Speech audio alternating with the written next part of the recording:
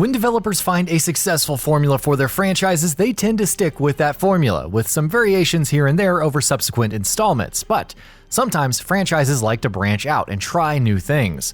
We've seen this happen with multiple properties in games, which have attempted new things time and time again, to the extent of even attempting completely different genres, and finding success to varying degrees.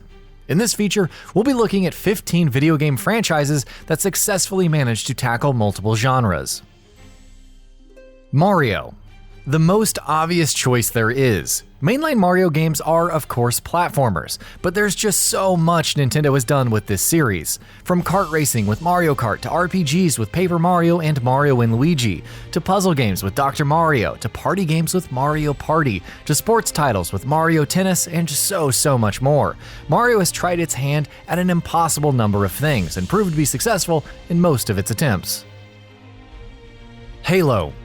Halo began the revolution that led to popularizing first-person shooters on consoles, and though that is the genre the series is still associated with the most, it's not the only thing it has ever attempted. We are talking, of course, about Halo Wars, the real-time strategy offshoot of the series. Though the first game was met with somewhat mixed reception, it had a solid enough foundation, while Halo Wars 2 turned out to be a legitimately good RTS. Pokémon.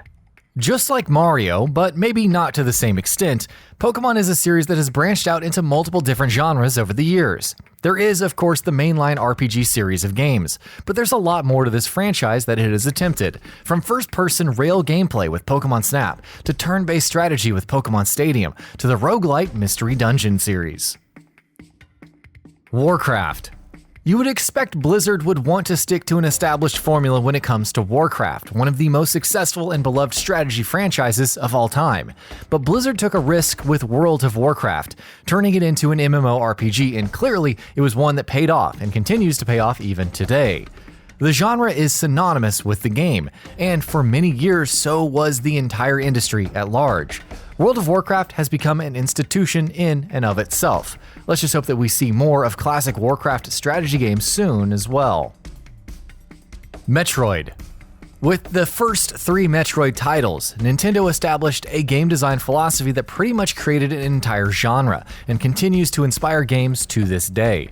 But with the dawn of the 3D age, Nintendo realized that Metroid's side-scrolling platforming-cum-exploration gameplay needed to evolve. With the GameCube came Metroid Prime, and though it retained the core Metroidvania design of previous games, it did so while also being a first-person shooter. The fact that Retro Studios managed to make the game feel like a classic Metroid experience in spite of being so fundamentally different from previous games on such a core level can never be praised enough. Wolfenstein. You can't often point to a single franchise and credit it with creating an entire genre, but with Wolfenstein 3D, that is exactly what id Software did, creating the basic blueprint that first-person shooters are built on to this day.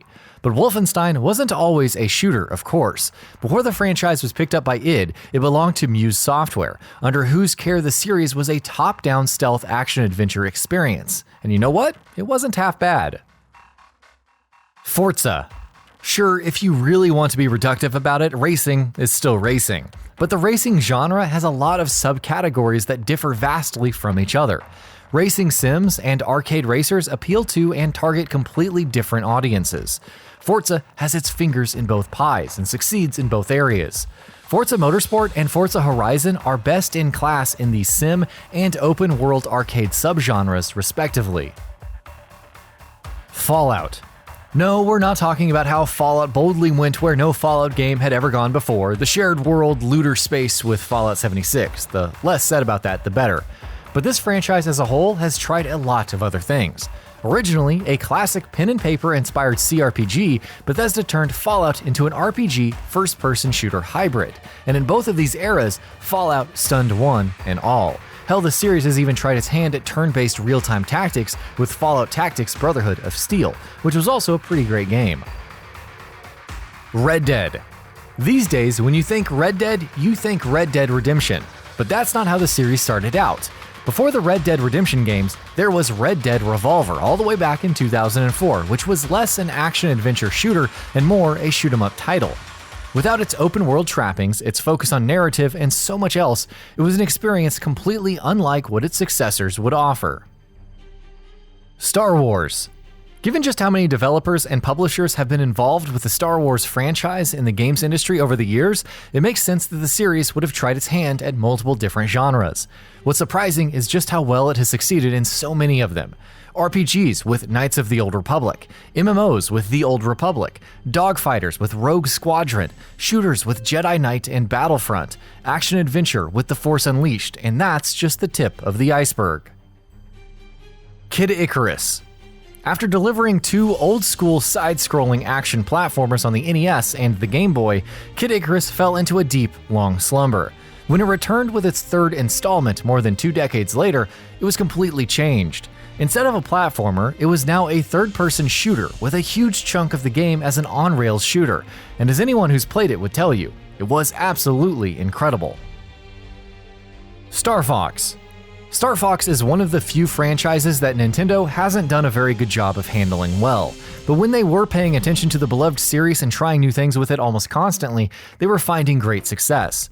Though Star Fox has mostly been known as an on-rails 3D scrolling shooter series, with Star Fox Adventures, the franchise ventured into the proper third-person action-adventure space, and it did pretty well.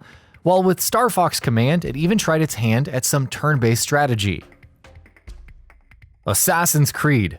Say what you will about Ubisoft, you have to give them credit for doing everything in their power to keep things fresh and new for the Assassin's Creed franchise, in spite of its nearly annual nature as a franchise.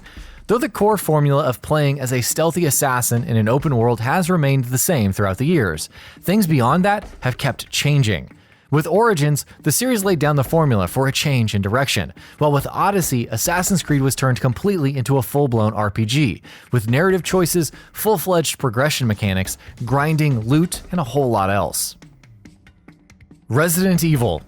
Sure, at its core, Resident Evil has always been a horror series to some extent or the other, but the way it's gone about delivering that horror has changed multiple times. From its fixed cameras in the early years, to becoming much less horror and more action with subsequent franchises, to going back to its horror roots with the first-person Resident Evil 7, to going back to the over-the-shoulder perspective with Resident Evil 2's remake. Resident Evil has found ways to reinvent itself time and time again, and it's fair to say that for the most part, it's been incredibly successful. Crash Bandicoot. Nintendo's Italian plumber isn't the only one who's made the jump from platforming to kart racing. In 1999, after 3 successful platformers, Naughty Dog made Crash Team Racing, a true competitor to Mario Kart, and a game that remains beloved by many to this day. Over the last couple of years, thanks to Activision, Crash has made a return with his exploits as both a kart racer and an expert jumper, and it's been a glorious comeback indeed. Here's hoping for many more adventures with this iconic mascot. And that about does it for this video. If you enjoyed what you watched and want to see more from Gaming Bolt, you can always hit that subscribe button and turn on the bell icon next to it. That way you will never miss any of our videos.